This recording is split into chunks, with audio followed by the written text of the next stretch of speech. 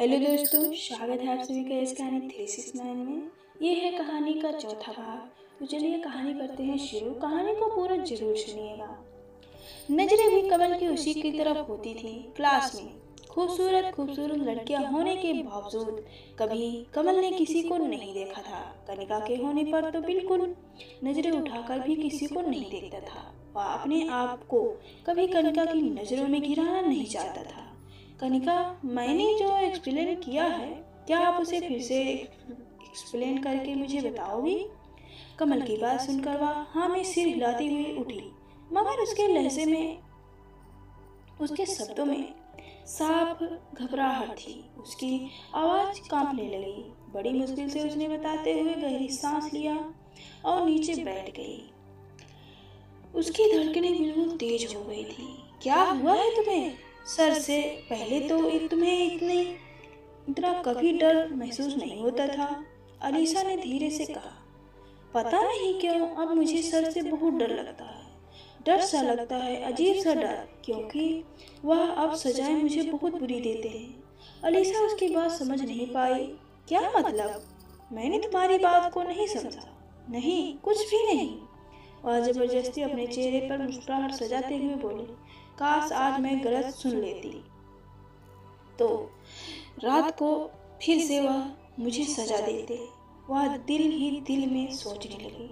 सारी क्लास के जाने के बाद वह बैग उठाते हुए जाने लगी। जब कमल ने उसे रोक लिया, चलता हुआ उसके पास आया। जैसे ही उसके करीब आया, उसकी कमर पर हाथ रखकर अपने पास किया तो वह कांप गई। दिमाग कहाँ होता है तुम्हारा? उसके स्पर्श की गर्मी से कांपने लगी। सांसें उसके गलों पर पड़ने लगी थी। अगर फिर गलती की तो सजा तुम जानती हो। लेकिन सर, मैंने बिल्कुल ठीक सुना है, वह डरते हुए बोली। मैं चाहता था तुम गलत सुनो और मैं तुम्हें सजा दूं। उसके कान में सरगोशी अंदाज में कहता हुआ उसके कान की लौ को चूमता क्लासरूम से बाहर चला गया। और कनिका का दिल सूखे पत्ते की तरह कांप गया और बेशक ही होठों पर एक शर्मीली सी मुस्कान बिखर गई। कमल सोने के लिए लेटा हुआ था। अचानक उसने आंखें खोलकर देखा तो कनिका चलती हुई उसके पास आ रही थी। नाइटी पहनी हुई थी, बाल खुले हुए थे, सांसें भारी। धीरे धीरे कमल के करीब बैठी। आज मैं चुप नहीं रहूंगी कमल, जिस अंदाज में बोली। कमल को हैरानी हुई, मगर काबू रखते हुए आंख बंद कर ली। कनिका ने उसका हाथ पकड़कर अपने दिल पर रखा। धड़कनें तेज थी। कमल ने धीरे से कहा, मेरे काबू को माना बंद करो, वरना फिर बहुत बुरा होगा। एक झटके से उठकर वह उस रूम से बाहर जाने लगा। कनिका ने उसका बाजू पकड़ लिया। मुझे आपकी जरूरत है, उसके कंधे से लगती हुई बोली। प्लीज कनिका। यह कहते हुए वह उसे दूर चला गया और कनिका के अंदर कुछ टूट सा गया था। वह क्या हद से आगे नहीं जाना चाहता? ऐसा क्या है? क्या कोई और उसकी जिंदगी में है जो वह मुझे मेरा हक नहीं देते? उन्हें अंदाजा है कि मैं अपना हक लेना चाहती हूँ, मेरी इच्छा है, लेकिन वह ऐसा क्यों करते हैं? वह रात भर तकिए पर सिर रखे कर आंसू बहाती रही। उसे इन सब का शौक नहीं था, लेकिन वह पूरी तरह से कमल की होना चाहती थी। एक डर सा था कॉलेज की लड़कियों से। जब वह हर वक्त कमल की तारीफें सुनती थी, उसे डर सा लगता था। अपने से खूबसूरत लड़कियों के मुंह से भी उसने कमल की तारीफ सुनी थी, जो उसे भ्रम में डाल देता था। लेकिन कनिका चाहती थी कि कमल खुद ही उसके पास आए, उसे उसका हक दे, उसे पूरा कर दे। कॉलेज में सामान्य से ज्यादा हलचल थी। आज पार्टी थी और सभी बहुत खुश थे।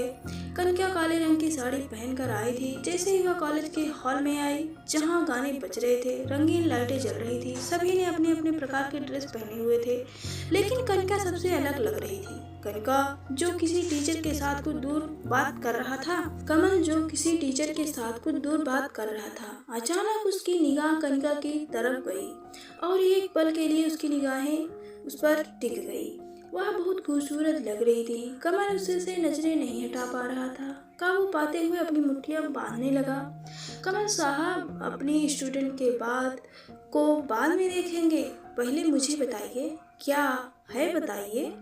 टीचर की बात सुनकर वह होश की दुनिया में वापस आया। एक अजीब सी मुस्कान कमल के होठ पर छा गई। क्या है यार, कुछ खास है क्या इसमें? सामने खड़े हुए टीचर, जो उसका दोस्त भी था, उसकी बात सुनकर वह इनकार में सिर हिलाने लगा। ओ बच्चा, समझा हुआ है, मुझे जानता है, वो तेरी बीवी है। उसकी बात सुनकर कमल की आंखें खुली रह गई। क्या मतलब? मैं कुछ समझा नहीं। चल, तू ना समझा समझ, लेकिन मैं तो समझ चुका हूँ ना कि वो तेरी बीवी है। मुझे नहीं अंदाजा था कि तुम मुझसे भी ये बात छुपाओगे। और किसी को कॉलेज में पता है? ओ ना, मैं सिर हिलाने लगा। तो तुम छुपाते क्यों? मैं चाहता हूँ कि ये पता चले कॉलेज में किसी को कि मैं उसका शौहर हूँ। उसका सारा भूगोल पढ़ाई से हट जाएगा। बहुत ख्याल है तुम्हें अपनी बीवी का। वो मुस्कुराते हुए बोला। हल्के हल्के म्यूजिक में बहुत से लड़के लड़कियां आपस में डांस कर रहे थे। लड़के लड़कियों का मचलना डांस देखकर कमल की निगाह अभी भी अपनी बीवी को ढूंढ रही थी। चारों तरफ देखने के बाद उसे एक लड़के के पास खड़ी हुई कनिका नजर आई थी। कनिका ने जैसे ही कमल को देखा, उस लड़के से कहने लगी, चलो शुरू हो जाओ, ज्यादा मुझे छोड़ने की कोशिश मत करना। अपने हाथ को सामने खड़े हुए लड़के की तरफ देखा। वैसे मुझे समझ नहीं आई बात, तुम सर को जलाना क्यों चाहती हो? खामोश रहो, जितना बोला है उतना करो। ये कहते हुए वो उसके साथ डांस करने लग गई, मगर उससे काफी हद तक दूर भी थी।